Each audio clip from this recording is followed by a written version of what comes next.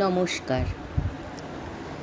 কলমে ও কণ্ঠে আমি সৌনিতা কুণ্ডু আজ শ্রমিক দিবস উপলক্ষে আমার স্বরচিত কবিতা পহেলা মে। পহেলা মে যখন আজ একটি কথা জানবার রাখব প্রয়াস। দিনটি নাকি আজ শ্রমিক বর্গের, তাই শ্রমিক দিগের প্রতি রাখব নিজ বিশ্বাস।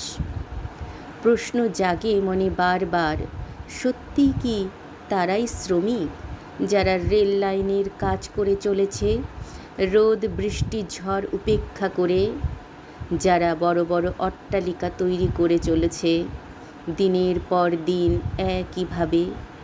সত্যি কি শুধু তারাই শ্রমিক যারা প্রতিদিন বাসাবাড়ির কাজ সেরে যাচ্ছে? সত্যি তারাই কি শ্রমিক যারা দেহের সমস্ত শক্তি দিয়ে 100 দিনের কাজ করছে? তবে কি তারা শ্রমিক নয় যারা কলম পিষে অফিসে বসে মাস মাইনের চাকরি করছে? তবে তারা কি শ্রমিক নয় যারা বুদ্ধির শ্রমকে কাজে লাগিয়ে শিল্প সাহিত্যের মেলা বসিয়েছে?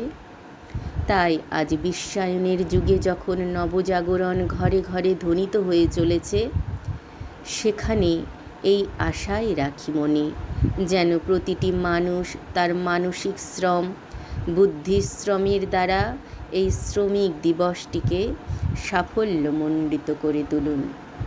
ধন্যবাদ।